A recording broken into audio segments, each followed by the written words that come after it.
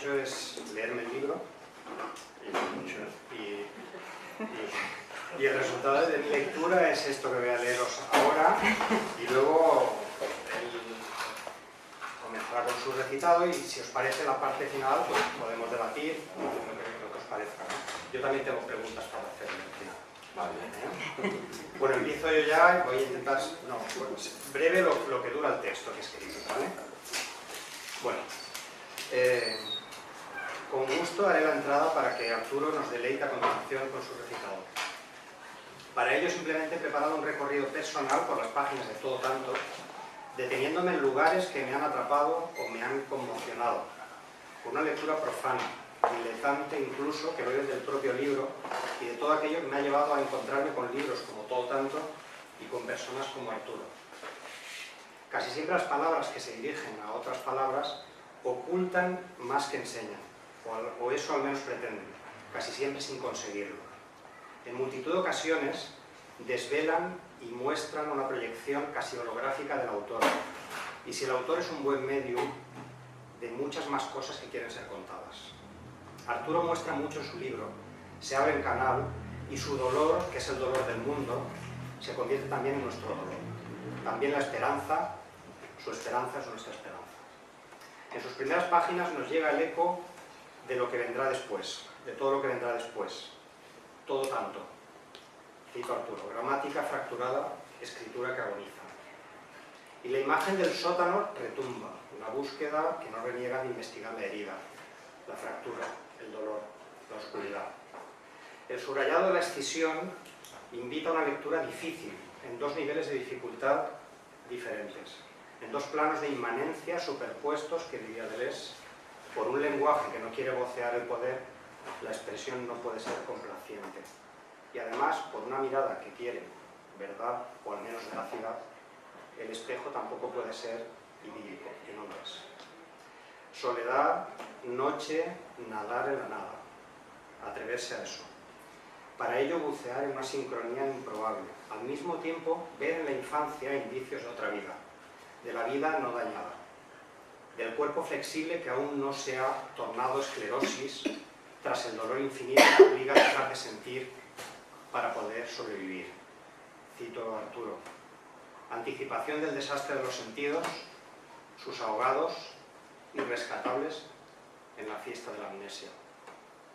En este libro se combate y se conjura la amnesia, tanto dolor, tanta imposible redención. Sin embargo, esta voz se oye contrafácticamente. No hay rescate de los ahogados, pero sí hay posibilidad de darles voz, por trémula que sea. Aquí la encontramos. Ahogados. También aquí el texto nos lleva a diversos ahogos. No tener aire bajo el agua, inmersión definitiva, oscuridad, no tener aire, porque ya la vida dañada no permite respirar. Y sin aire, afonía. Cito a Arturo: continente es hacerse vacío para dar lugar. Acoger, desdibujar la lejanía del lejano, las lejanías del lejano. Para ello, trabajar al otro de uno mismo en uno mismo, trabajar la propia noche. Se intuye ese trabajo, se siente, se ve, se entiende en estas páginas. En todos esos planos superpuestos y muchas veces conflictivos, familia y afectos cercanos, los desdobles internos, los otros difíciles de integrar en uno mismo. Es duro enfrentar la muerte, las muertes sin defensa. Aquí hay mucho más que una dificultad conceptual, que también. No hay problema más difícil para el intelecto que el de la propia desaparición, una especie de reducción al absurdo del momento o insight en que se percibe que está siempre demasiado cercano. La más potente es la que incluye la intuición contradictoria de que algo falla en esta sintaxis aterradora. Cito a Arturo: ¿qué cauce tiene lo propio en un río de desapariciones? Hay aquí otro doble nivel: muerte evitable, muerte inevitable. Asesinato por acción u omisión, ontología de todo lo vivo. En las dos habitan angustias. Otros versos de Arturo: no preguntan quién queda fuera. Preguntar sería abrir puertas diminutas, traspasar el umbral hundirse en los otros. Hundirse en los otros como temor, temor a la escasez, temor a perder la condición de miserable elegido. Aquí no se puede dejar de subrayar hambre, puentes como refugio, suburbio, planeta que es un enorme suburbio fractal, como los también enormes vertederos de nuestra boca, culo, insaciable, para que tampoco queramos ver los ahogados, que vienen desde dentro, dice Arturo, que somos nosotros. Aunque aún no lo queremos ver, somos, como en el fin de Amenábar, los otros. Y no hay peor forma de estar muerto que no saberlo. Y no hay vida donde no se siente la mirada ni el aullido del dolor. Pero también la lluvia, siempre la lluvia, como para Itzinam. Yo soy la sustancia del cielo, el rocío de las nubes. También nosotros respiramos bajo esas gotas, ahí la esperanza. Aunque fuera en forma de gotera, inundar la vida, dar la vida. Lluvia, frío, noche, no hay metáfora. Desamparo. De noche duele aún más. Noche también es muerte, o confusión, o indeterminación. Para que la noche sea goce, para que devenga gestación, la herida debe ser restañada. Tanto. Lo que no ves es lo que te falta, dice Arturo. Tanto nos falta, tanta ceguera. El juego con negación, que es también el juego de la separación. Hemos querido como especie diferenciarnos sin saber que creábamos un silencio más desolador que el previo al lenguaje, la palabra impedida, la palabra que sangra porque no puede ser dicha. Lo que no puede hablar sangra, dice Arturo. La palabra no dicha reclama su presencia de mil maneras, se hace símbolo, sangra sin descanso. Y aquí ya se expresa el mundo. Todo tanto. Esto lo dice Arturo también. Un pozo es además cantera, un mundo brota de esa soledad.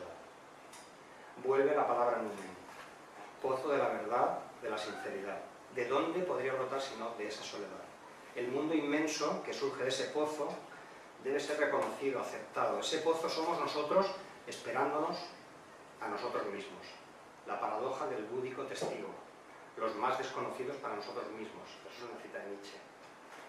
Pozo, soledad, diáspora. Y un caballo rojo trota por mis páramos. Todo en el mismo poema de Arturo. Hay peligros. La soledad que permite la escucha también proyecta monstruos y por ello requiere tenaz aprendizaje. Aprender a soñar. ¿Será posible evitar el miedo? Ya sabemos que no. Siempre tenemos miedo a lo indeterminado por más que seamos los inevitables determinantes. Y miedo también a saber que ese viaje siempre está poblado de espectros, que se hace a solas, temblor. Y aún así, cito a Arturo, mirar de frente. Y un impersonal aparece para salvar al poeta del ahogo, para que el poeta, nadie, pueda desahogarse. Ante la avalancha inevitable, la presión del río. Admirable valor, porque no hay valor sin afrontar el miedo. Para horadar, para visitar túneles, profundizar y, cito a Arturo, de los pozos seguirá brotando agua ennegrecida. ¿Cómo no? Inmensa y heroica limpieza, en uno mismo. Y algún día sabremos que no hay otro camino posible, limpiar esas aguas negras, clarificarse. ¿Dónde somos cuando no somos en la niebla? No, perdón. ¿Dónde somos cuando somos en la niebla? De Arturo. La niebla vela, pero también invita a que quitemos el velo.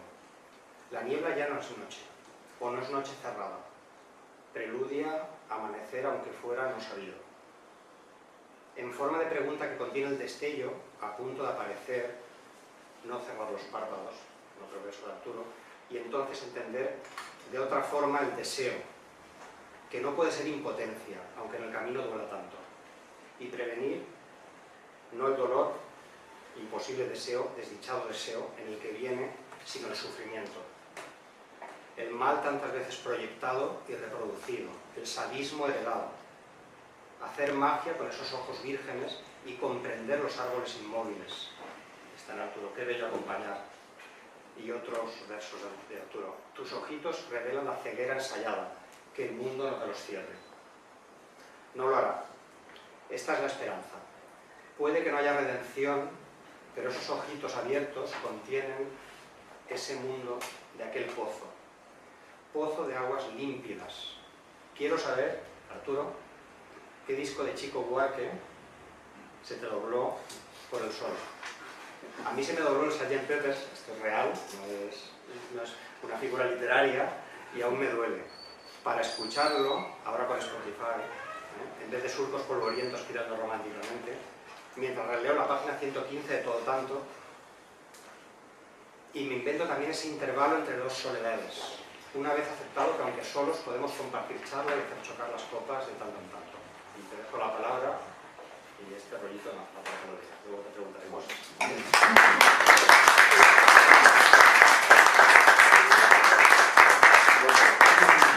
Ante todo, gracias por esta lectura. La verdad que siempre una lectura, sobre todo cuando uno intenta construir puentes, no solo con otros poetas, sino también con personas que vienen de otros campos, como en este caso la filosofía, nos devuelve de alguna manera un espejo imprevisible, ¿no? Nos devuelve una imagen que no esperábamos, pero que de algún modo nos reconocemos. Esa es la magia del diálogo a veces, ¿no? Por lo demás, ese disco de Chico Buarque no lo recuerdo, sí recuerdo una canción que se me fue el nombre, así que tendré que buscarla y pasártela por Spotify. De todas maneras, agradezco esta lectura en serio, y hay algo que tal vez está contenido ahí, hay unas referencias a Nietzsche, a algunos otros autores, y me acuerdo de un filósofo que dice: escribir no para exhibirse, sino para aprender a desnudarse, o para desnudarse, ¿no? De algún modo, cuando uno se exhibe, oculta la herida, oculta el dolor, oculta la fractura que nos constituye. Entonces, si uno va a escribir para eso, mejor que abandone ese trabajo de escritura y se dedique a ser showman, se dedique a hacer, en fin, tantas otras actividades que se pueden hacer, empoderando al sujeto e inflándolo. Para mí la poesía pasa por otro lado, pasa por intentar esta desnudez, aunque es una desnudez que siempre está mediatizada por el lenguaje, ¿no? Entonces es una empresa de algún modo que tiene una imposibilidad en sí misma. Voy a leer 11, 12 poemas, y voy a empezar por el título, ¿no? Todo Tanto, que tiene que ver con este exceso, con lo que excede un sistema que a veces nosotros mismos desaprendemos a mirar, ¿no? No vemos ese excedente que rebasa lo que es un sistema no solo totalizador, sino a veces totalitario, que es el que vivimos. Y bueno, este poema no tiene título, pero es el que da nombre a Todo Tanto. Tanta noche de mano vacía, tanto mínimo, tan ínfimo el gesto de la mano abierta, tendida sobre su oscuridad, tanteando la soledad y sus resquicios. Tanto buscar por los sótanos, bajo la alfombra, dentro de habitaciones dormidas, tanto rebuscar en el armario alguna manta y dar con nada, hilacha de mí en la noche abierta al subsuelo. Tanto todo, tan nimio, sin más que esta herida en los ojos que ensayan otro camino para la ceguera, sin sosiego para su trayecto exiguo, esta visión de lo que escapa tan inasible, esquivo como un cuerpo en la noche. Tanto derrame para la tierra, toda la tierra para una cantera en la que crece tanto hueco. Todo tan poco, entre tanto, múltiplo que aumenta la contabilidad de lo desaparecido, que tan solo queda la mano, los ojos, todo amor insuficiente, toda esa fragilidad, todo este tanto que tantea su soledad, toda, apenas visionaria, buscando abrigo. Uno, evidentemente, cuando busca ese excedente o ese tanto que se nos escapa demasiado a menudo, ¿no? Vemos la mierda, por decirlo de una manera. A veces no vemos toda esa belleza minúscula, pero que también está. Busca fuera de las coordenadas de la vida cotidiana, y bueno, yo de algún modo trataba de buscar una infancia, aunque no es una infancia idealizada. La infancia también, una época donde uno empieza de algún modo a toparse con los escombros de lo real, pero es verdad que hay ahí una mirada asombrada, de extrañeza, y bueno, empecé intentando buscar esos resquicios ahí. infancia en bolsillos mentolados, llevarla hasta lo no sabido, donde se rompe su recuerdo, donde persiste como grieta. Abandonar el cerco, recordar la mirada desafiante de entonces, los juegos en la lluvia, toda esa añoranza sin nombre para recortarla. Solamente un barquito que se hunde en la calle, rinconcitos donde te acurrucabas a soñar mientras se desplomaba la casa, la inocencia temprana, entibiando rincones vacíos. La infancia tampoco es el espacio del idilio, ¿no? Por lo menos no toda infancia. De hecho, podríamos decir que hay muchos ámbitos donde no hay infancia, hay niños, pero no hay infancia, ¿no? Aquí yo intentaba de algún modo, como dice Hellman, buscar esa infancia en el futuro, ¿no? Para aprender a mirar de otra manera y no quedarse solo en la constatación del desastre. Pero bueno, como este libro de algún modo recupera alguna dimensión biográfica, hoy, para que no se aburran los que ya escucharon algunos de estos poemas, traje otro que es más autobiográfico. Como cuando recogías 4 libros, la valija en la que llevabas tu infancia, así recogiste tu cuaderno y se hizo larga la despedida. Vinieron risas inaugurales, vino Rosario aquella vez, desafiando el frío, cuerpo adentro. Vino aquel instante donde reconstruíamos habitaciones, el balconcito lleno de plantas y orugas, y unos amigos inesperados que volvieron a celebrar lo que no conocíamos, mientras el calor duró todavía un tiempito. Hasta que te diste con tu cuaderno lleno de palabras que se abrían paso entre silencios amontonados en la garganta. Se hizo largo recogerlas una a una, llevártelas unos metros para salir a la calle, abandonadas, como las cosas que no quisiste llevarte cuando te ibas, lleno de sombra. El dolor no siempre tiene que ver con lo personal, ¿no? En todo caso, lo personal no tiene que ver solo con eso que conocemos, individualidad, sino también tiene que ver con los otros. Y uno se pregunta, independientemente a todos los canallas que en este momento se están comprando áticos de lujo con el dinero que le falta a los otros, ¿no? Yo pienso en toda la gente esa también que está acá mismo en el antiguo cauce del Turia y con los que trabajo todos los días, y pensaba, ¿no? ¿De dónde podemos sacar una promesa cuando están esas realidades sangrantes?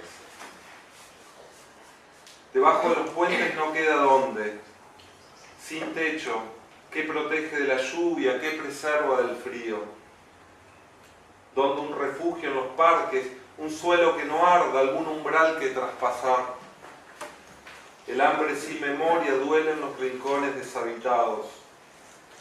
Merodear por lo inhóspito, rompe la ciudad indiferente y duele la noche y duele a la orilla de un lecho seco y faltan los abrigos. Sin hogar en el suburbio, ¿qué abrazo sobrevive para cubrir esta calle abandonada? En la intemperie, ¿qué lugar para la promesa?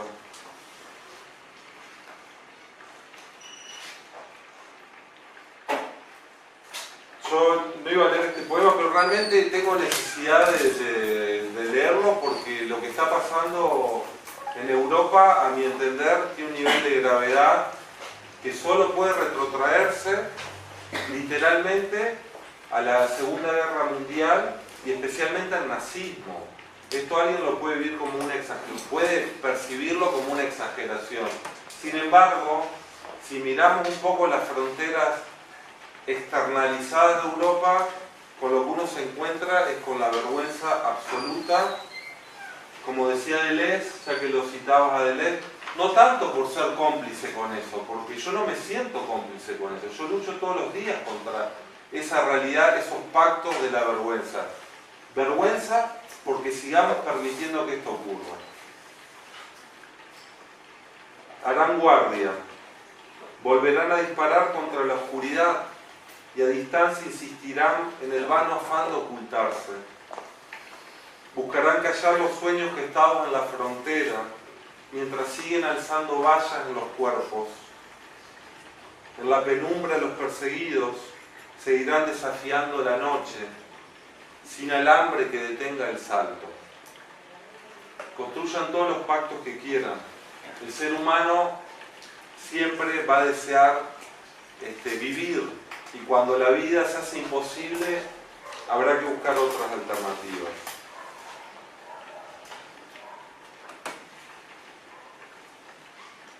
Si el caso fuera el caos, si nunca aprendiéramos de esta soledad que llega tan temprano, si Dios fuera otro nombre del vacío que se escurre cuando más queremos asirlo, si el caso fuera que nadie repondrá la ternura robada, si esos perros tuyos, esas caricias truncas no tuvieran cobijo, si la única herencia fuera sombra, estos desórdenes de la memoria, esta palabra arrancada al azar o a la perplejidad, si no hubiera más remedio que asumir lo irremediable, aún invocaríamos esas estampidas del sentido como promesa de lo nunca visto, el sonido de un abecedario dulcísimo que alguien deletrea amargamente. Y a veces uno se siente así, ¿no? Soñando un cielo, pero que mientras tanto lo único que intenta es hacerse sitio en algo que lamentablemente a veces se parece a un infierno. Claro, ante eso uno busca endijas, ¿no? Esos huequitos que nos ayuden a respirar.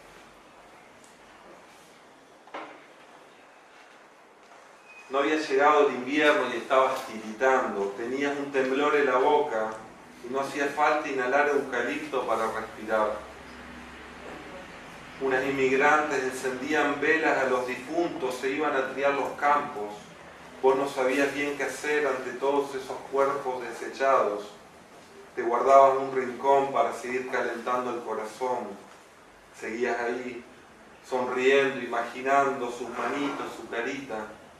Seguías en tu sillón escuchando el sonido de los fósforos, el crepitar de la cera, los llantos, y pensabas cómo urdir una manta para los que vienen llegando. Y en la última parte de este libro, que está compuesto por 3 partes, la primera es todo, la segunda es tanto y la tercera es todo tanto, aparecen, por lo menos en mi vida, por primera vez aparecen esos ojitos grandotes que citaba Juan, que eran ojitos que yo todavía no había visto, pero que de algún modo los necesitaba. Y entonces este poema está dedicado a quien viene, que evidentemente luego se transformó en un hijo. Venís, no a desmentir la desmemoria, refutar el dolor en otra boca, poner sílabas al silencio, inventariar rincones huérfanos. Bailan las derrotas y venís reparándolas. También hay un aprendizaje en la pérdida, una promesa incipiente en toda ternura. Dormís en mi regazo oscuro, te agitás con dulzura, sonreís en una tierra verde aún. En esa indefensión, no será fácil advertirte que no hay rescate, héroes intactos, ínsula en las hendiduras del sueño. No sé con qué mirada enseñarte lo que sobrevive, ni puedo señalar cómo se aprende a reconocer un escarabajo en la hierba.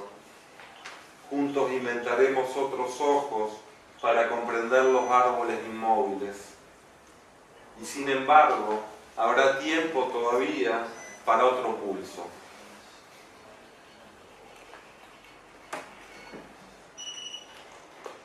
Yo insisto, la constatación de la gravedad ya está. Hay que seguir haciéndola, es parte de la labor crítica, pero también es parte de la labor crítica contribuir a imaginar otro mundo y otra vida también posible, ¿no? Quizá hay gente que percibe esto como un puro acto de extremista. Yo lo único que digo es que lo único que hay, la radicalidad reside básicamente en buscar las raíces de los problemas y la realidad en la que estamos moviéndonos cotidianamente es de raíz problemática. Te fumigan, te desahucian, te enjaulan. Culpable de tu miseria te estiran los brazos, te arrojan al suburbio, te invitan a marcharte, te dicen pan y te dan hambre, dicen derecho y te fustigan, dicen abrigo y la escarcha te sorprende a medianoche, te parten los dientes, te saquean, dicen Dios y crean tu infierno, muelen tus huesos y dicen futuro, te prestan una pajarera, aprietan tus esperanzas, levantan tumbas para los suicidas, aprietan tus esperanzas, abren escuelas para las sirvientitas desorientadas, te enseñan el credo de la rendición, disciplinan tus añoranzas, ultrajan tus sueños, confinan tus movimientos, informan por la radio de tu muerte mientras te niegas a firmar tu certificado de función, te declaran ruina, te condenan a ser nadie, a reconocerte ninguno, a respirar bajo el asfalto o dejar que tu sacrificio sea su salvación. Planifican el desastre y vos respirando a pesar de todo, buscando una endija. Y yo creo que si no existieran esas endijas, directamente más que esta muerte involuntaria, lo que llega, lo que vendría es la muerte esta que se nos impone a veces, ¿no? Bueno, y voy a leer 2 poemas más y después conversamos si quieren. A veces uno dice, uno quisiera realmente, y ya que yo decía, empezaba esta lectura, decía, escribir no para decirse sino para desnudarse, y bueno, a veces uno, a partir de ciertas experiencias críticas, también tiene que repasar su propia subjetividad. No es que tiene que cambiar los otros solamente, también tenemos que cambiar nosotros. Y a veces uno busca un alfabeto de la ternura que no siempre nos es dado, ¿sí? Por historias vitales, por lo que sea. Entonces, bueno, este poema ya empieza más a balbucear. ¿Cómo se habla de la ternura? Decime, ¿cómo? Si yo aprendí a vivir en un subsuelo, en el aire, ¿cómo? Si el invierno raspaba vestigios mínimos en los que uno se recostaba para amar. ¿Cómo se habla ese lenguaje arrebatado de la tristeza? Decime. Bueno, y un poco si todo este poemario yo tuviera que decir que estaba buscando, no por la calidad de lo escrito, sino porque es lo que digamos de algún modo me impulsó a tratar de trazar estos poemas, pasa un poquito por aquí. Arriesgar lo no vivido, aquel gesto cuando te asomabas al borde de una ventana para mirar sobre las nubes y entregarse así, con ojos de asombro, a la cifra de lo mínimo. Aquel gesto fuera del desencanto, inapelable, abrazando lo entrevisto. Bueno, y hasta aquí yo.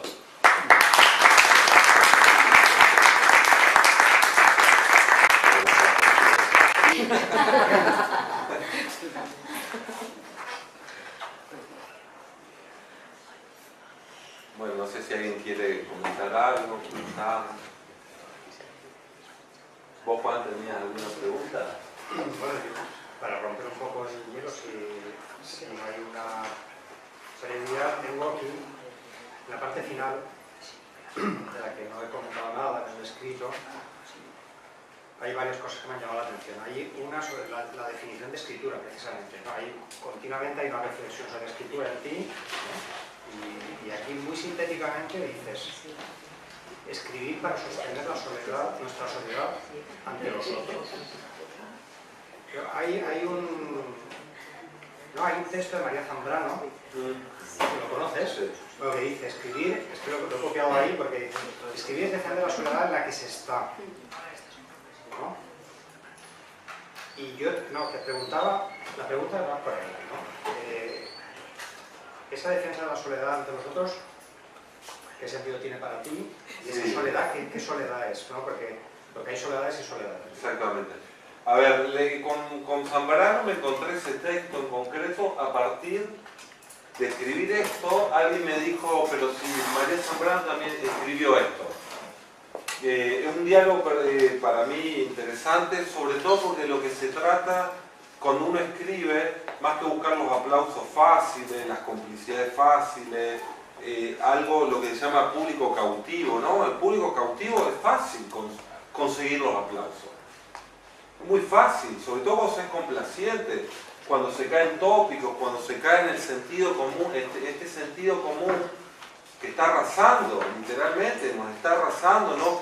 En vez de tener un pensamiento crítico, con lo que nos estamos conformando son con eslóganes. Entonces, en este sentido, sostener la soledad ante los otros, evidentemente, si no fuera ante los otros, no escribimos. Pero evidentemente pasa por reafirmar una diferencia que tiene que ver con el acto de pensar, con el acto de ser crítico. Claro, si uno se encuentra rápidamente con los aplausos, se encuentra rápidamente con el cobijo, ¿no? Este cobijo de los compañeros, los amigos, de toda la gente que está aquí, que agradezco profundamente, el texto no tiene recorrido. Lo más interesante, a mi entender, de la escritura, por ejemplo, pienso mucho en Kafka, porque él efectivamente, ustedes saben, gran parte de lo que escribió, casi todo, fue publicado póstumamente, ¿no? Pero él estaba escribiendo primero porque había una necesidad, había una imposibilidad de callar, a su vez una dificultad para hablar, pero él necesitaba sostener esa soledad ante otros que ni siquiera iban a poder interactuar con él. Y yo de algún modo lo que intento buscar simplemente es una veta de desnudez, donde me sostengo ante esos otros, pero mi diferencia irreductible, como la que todos tenemos aquí cuando ejercemos lo que es el pensamiento crítico, o lo que intentamos que sea pensamiento crítico. Yo, lejos de mí, de ampararme en estas etiquetas que ojalá otros puedan leer aquí poesía crítica, ¿no? Pero yo no lo puedo decir a esto sin que me avergüence, básicamente porque esas atribuciones llegan después. Lo que uno tiene se enfrenta a una intemperie, a una realidad vital y política muy concreta, y lo que intenta de ahí es básicamente pensar algo contra el pensamiento o contra los eslóganes, que realmente entiendo que si empezamos a tapar el hueco que está en cada uno, lo empezamos a tapar o intentar rellenar con estas etiquetas, lo que nos estamos perdiendo es la singularidad de cada escritura.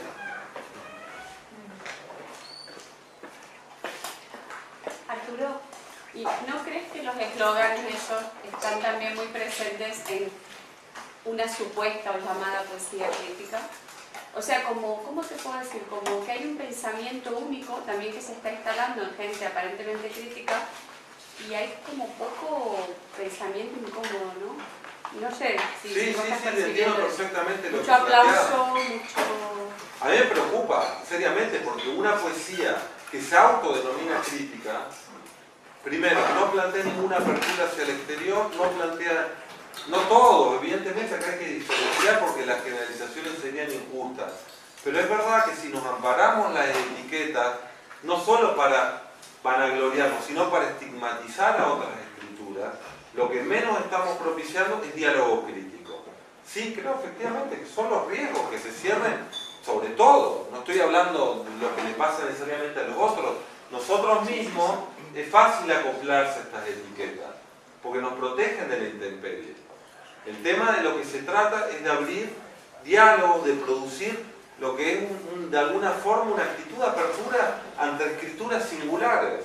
Si nosotros empezamos a ponernos etiquetas entre nosotros, habilitamos unos intercambios y excluimos otros. Yo entiendo que cada escritura tiene que sostenerse en su singularidad.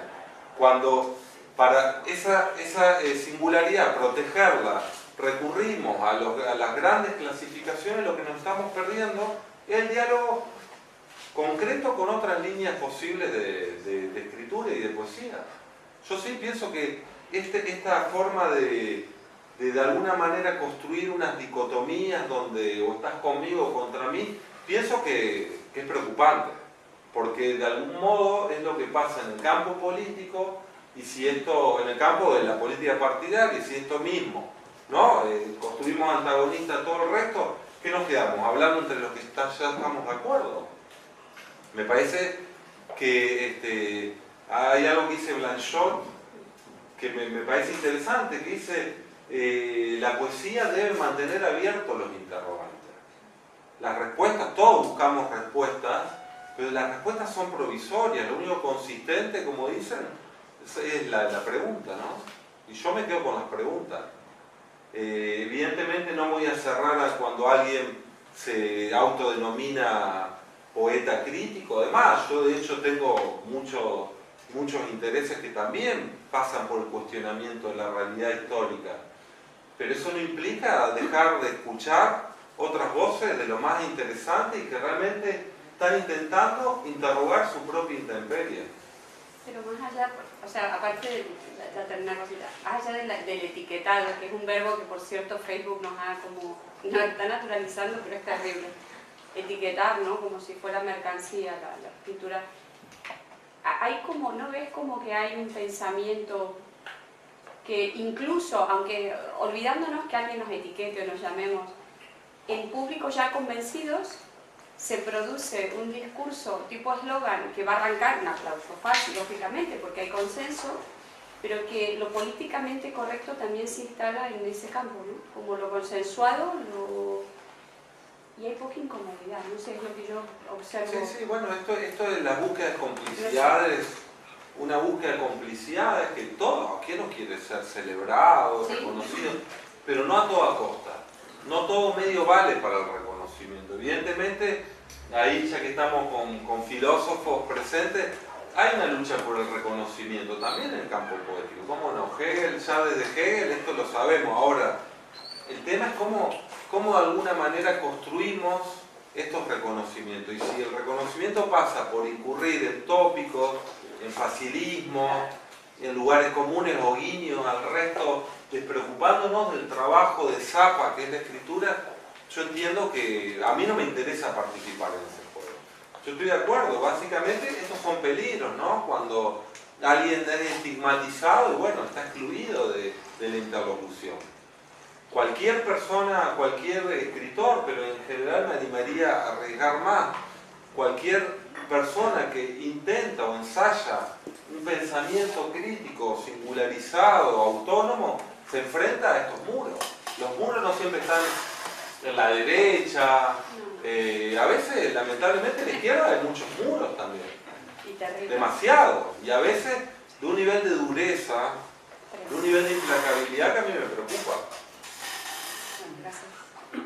La cuestión de la pregunta es un tema muy filosófico, ¿no? Y además has nombrado a Zambrano, a Hegel ahora.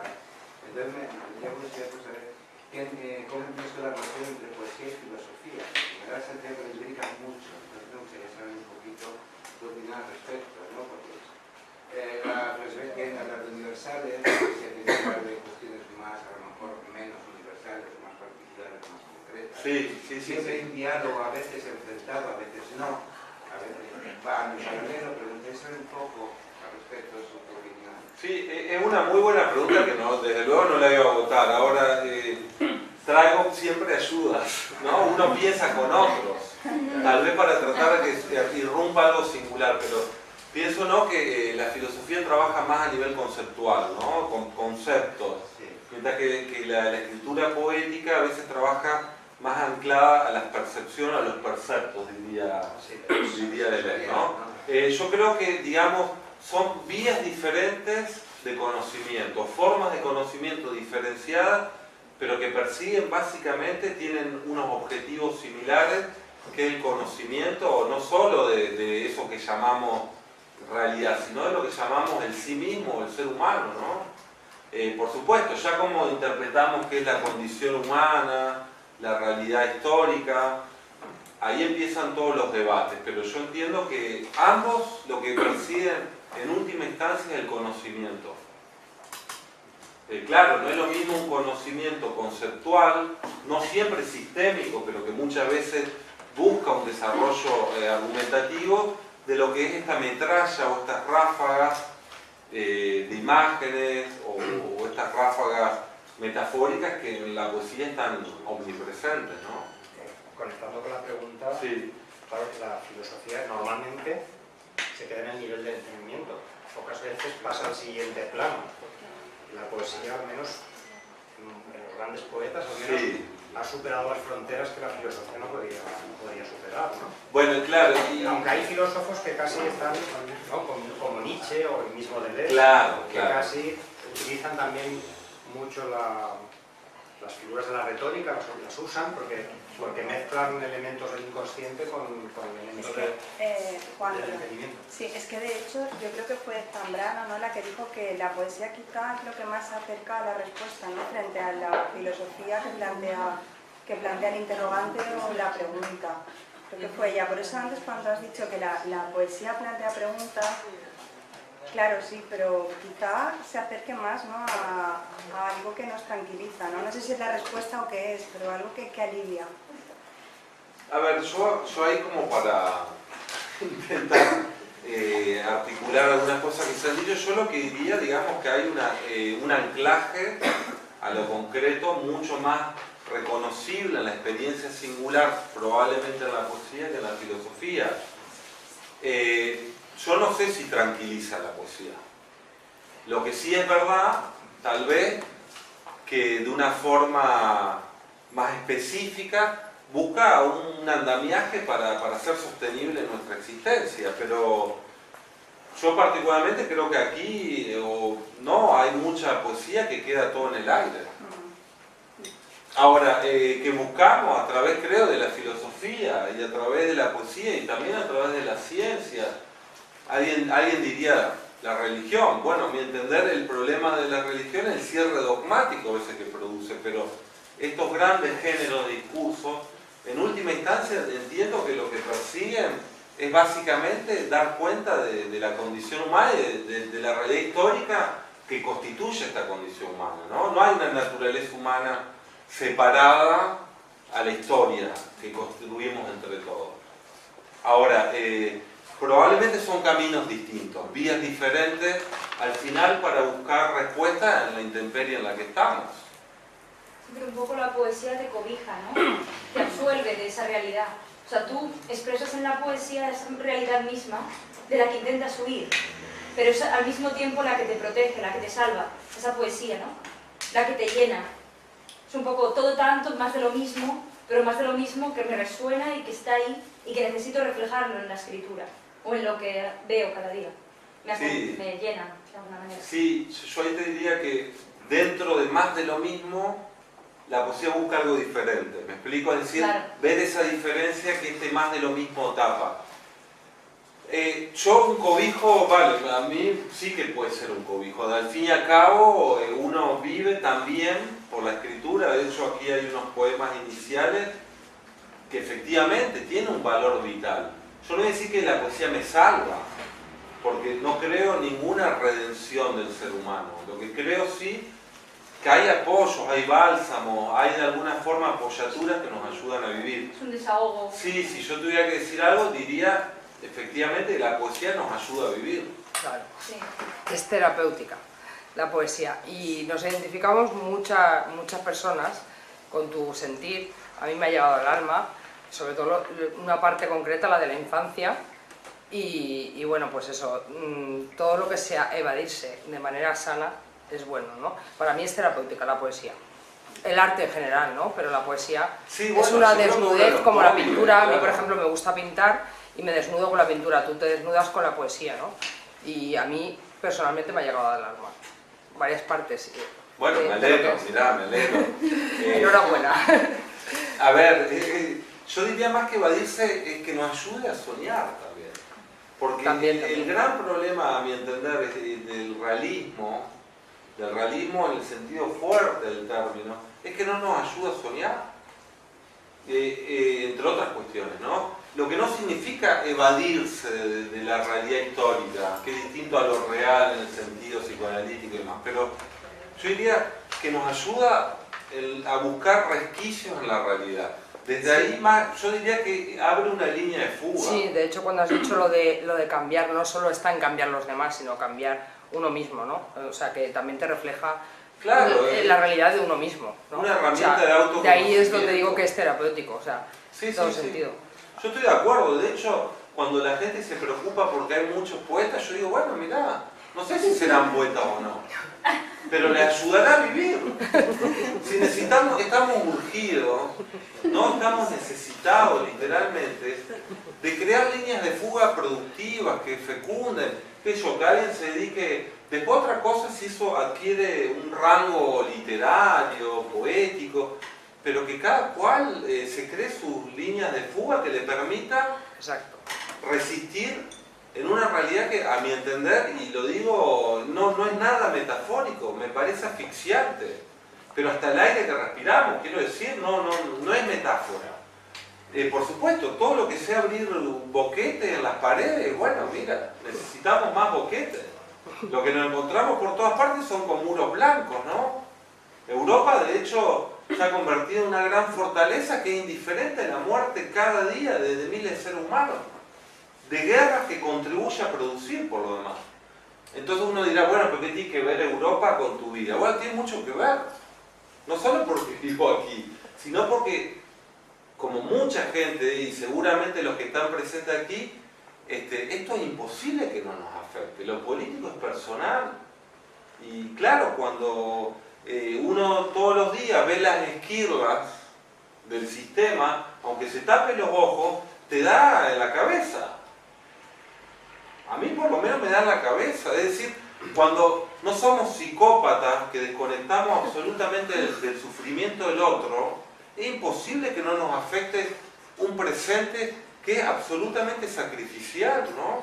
Todos los días sacrifican en nombre de algunos ideales que vaya a saber quiénes los defienden, seguramente no los sacrificados. Ese es otro punto, que cada vez hay más psicópatas en esta sociedad. Sí, sí, muchos Bueno. psicópatas.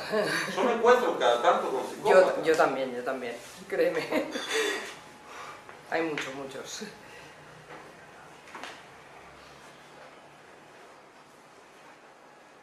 Yo, para terminar, si no hay más preguntas, lo que sí, siempre a veces uno enfatiza el todo, ¿no? A mí lo que me interesa enfatizar es el tanto, buscar más allá, porque realmente si no creamos esta línea de fuga, lo que hay es un devenir fascista, ¿no? Y este devenir fascista lo vivimos en todos los ámbitos, incluso a veces, no quiero generalizar porque tampoco se trata de eso, a veces incluso en quienes dicen combatirlo. No sé si suena muy duro, pero lamentablemente a veces pasa eso. Incluso para ser autocrítico hay que decir combatir el fascismo en nuestros corazones. Y el fascismo no es una experiencia que se agota por allá por la guerra, la Segunda Guerra. Tiene que ver con cómo nos vinculamos con los demás. Casi has abierto un tema para continuar. Bueno, qué sé yo. Otro libro. Sí. Para ti, tú eres, en este caso, eres el emisor, estás hablando en el texto, ideas, sentimientos, etcétera, etcétera, y los que van a leer el libro, o lo vamos a leer, somos los receptores, ¿no? ¿Tú qué diferencia ves entre lo que tú quieres decir y qué esperas del receptor? Porque yo veo que efectivamente, como Luis nos está comentando, o habéis estado comentando, la poesía pues, puede ser una liberación, aflorar sentimientos, etcétera, etcétera. Eso, si acaso, es muy sosegado, puede ser sosegado para el que emite el sentimiento que se está liberando. Pero, ¿qué efectos produce o qué piensas tú que tu poesía puede, qué efectos puede producir en el receptor? El receptor, yo creo que se siente perturbado, o puede tener un grado de perturbación, porque lo que está recibiendo son mensajes que van dirigidos a, ¿cómo se llama? Es un grito, ¿no? Un grito de sentimientos, etcétera. ¿Cómo ves eso? Sí, entiendo. A ver, es muy buena pregunta porque esto reaparece, ¿no? El tema de la comunicación. Yo hace 25 años que estudio comunicación, ¿sí? O sea, lamentablemente, como me pasa el tiempo, cada vez hace más que estoy estudiando esto, ¿no? Es una muy buena pregunta. Yo siempre le digo a todo el mundo, si alguien busca cursos de comunicación eficaz, que no, por supuesto Vicente no digo que sea lo que estás planteando, ni mucho menos, pero quiero dar esta vuelta porque reaparece, ¿no? Si alguien busca una comunicación eficaz, que haga un curso empresarial, ¿sí? Yo siempre digo, yo entiendo la transparencia del mensaje, ser eficaz en el mensaje, que haya una retroalimentación entre emisor y receptor. Ahora, yo entiendo que la poesía es un texto abierto, que da lugar a múltiples lecturas. Y el texto, o por lo menos mi intencionalidad, lejos de reprimir esa multiplicidad de lecturas posibles, es incitarla. ¿Por qué? Porque lo que se trata de algún modo es que cada lector se pueda apropiar de aquello que le ayuda mínimamente a vivir. Yo no voy a decir como Milán que he visto poemas salvar vidas. Yo no sé si mis poemas alguna vez, ojalá salvaran alguna vida. Eso es un deseo, una añoranza. Ahora, con que ayude mínimamente a vivir a los otros y que los otros selectivamente digan, bueno, mira, esto me ayuda a buscar, me ayuda a ampliar mi mirada, a extrañarme, yo con eso me bastaría. Y como la poesía es comunicación, pero una forma de comunicación no transparente, a menudo que introduce elementos irracionales, elementos afectivos y demás, seguramente escapa al entendimiento. Pero acá tengo que hacer una segunda vuelta. Escapa el entendimiento inmediato. Cuando uno se mete con un texto, lucha, batalla con ese texto, le va arrancando un sentido. Y de lo que se trata justamente es que los poemas hagan sentido, no de forma inmediata. Si un texto se agotara en la primera lectura, no tendría porvenir. Directamente, si yo ya escucho y ya me he apropiado absolutamente del texto, no tengo por qué volver ahí. La idea es que a partir de un trabajo de diálogo con el texto, se vaya abriendo el sentido. Otra cuestión, por supuesto, ya podemos hablar del hermetismo, podemos hablar de las vanguardias que efectivamente, de algún modo, se han desentendido algunas de lo que es el trabajo o lo que es el sentido, ¿no? En mi caso yo no me desentiendo. Otra cuestión, que intente producir algún tipo de conmoción en el lector y que de alguna manera se ponga en crisis. Si no, ya está todo dicho, ¿no? Si es más de lo mismo, la lectura es superflua. Lo que intento es producir algún tipo de comunicación que conmocione. Si lo logra o no el texto, yo la verdad no lo puedo decir, porque justamente quien ahí tiene alguna posibilidad de decir algo es el otro. También, y para terminar esta pregunta, alguien dice, pero es que no se entiende, pero es que yo lo que estoy pidiendo es que me ayudes a comprender esto. De alguna forma, los huecos del texto es donde deja entrar el otro. El otro no pensado como un receptor pasivo, sino como un intérprete, donde hay una actividad de interpretación ineludible. Y eso es intentar no subestimar al lector. Cuando uno va con lecciones, con adoctrinamiento y demás, es porque está subestimando la capacidad de reflexión y crítica del otro. Eso es lo que yo pienso, ¿no? De alguna manera propiciar una comunicación diferente con el lector. Yo siempre digo, nos estamos olvidando que comunicación, y se ha metido con alguien que, bueno, me apasiona esa cuestión, significa comunidad. Comunicación etimológicamente viene de comunidad, no de transmisión eficaz del mensaje. Para la transmisión eficaz del mensaje tenemos la publicidad, tenemos los políticos, tenemos discursos múltiples que nos bombardean. Yo lo que intento es producir una comunidad con el lector que no pasa solo por el entendimiento. Bueno, pues habrá que leer tu libro. Bueno, mire, para ello, ¿no? si quiere. Entonces habrá comunicación, seguro, seguro. Y nos hará pensar. Acá algún diálogo ha habido, digo yo. Y desde luego replantearnos cosas, seguro, seguro. Bueno, ojalá, ojalá. A mí me ha pasado con el libro este de Todo tan vivo, lo mismo que me pasó con el libro de Julieta Valero, que concierne, ¿vale? son libros evidentemente políticos y ubicados en el presente, muy implicados en el presente, y de cuentas que ya llevan una trayectoria larga, ¿no? Tú tenés libros en periodismo. Entonces, en referencia a lo que estabais comentando justamente ahora de que hay interpretación. Yo admito algunas interpretaciones en el libro, pero no tantas. Justamente porque el peso del sentido, el peso del pensamiento de tu poesía, y concretamente en este libro, queda muy marcado. Entonces no valdría cualquier interpretación o cualquier lectura. Se podría hacer una más lectura, pero no valdría cualquier lectura. Vale, está bien, sí. A ver... No está en hermenéutico ni se está trabajando como otras vanguardias trabajan los significantes. Aquí estamos en otra batalla. Estamos en la conmoción, evidentemente, y estamos en el sentido. Sí, a ver, yo lo que diría, sí. La autoría y que concierne pasa lo mismo, ¿no? La autoría es más un problema de metalenguaje y que concierne es un problema ya de los políticos modernos. Sí, yo lo que diría es, si tú comparas la lectura que ha hecho Juan con la que ha hecho Laura en la otra presentación, sí que hay diversidad de lecturas, pero comparto con vos que no toda lectura es válida. Evidentemente hay un texto muy bueno que se llama Los límites de la interpretación, que evidentemente una cuestión es usar un texto, hacerle decir lo que quiera, y otra tratar evidentemente de construir un diálogo con alguien que lo escribió.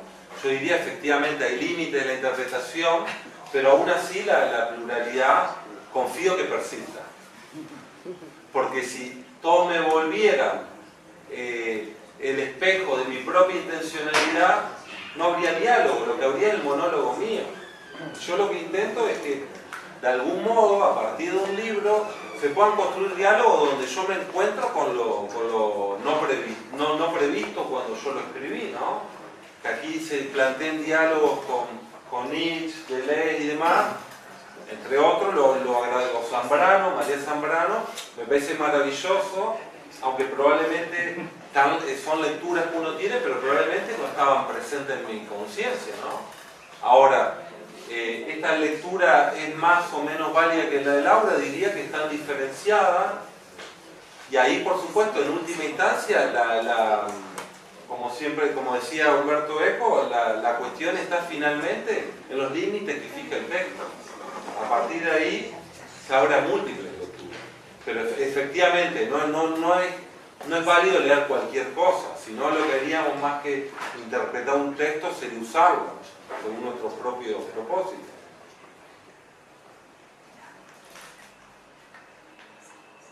Vos, gente, yo no sé si quieren más preguntas, si no realmente les agradezco venir, igualmente escuchar. Espero que les haya interesado.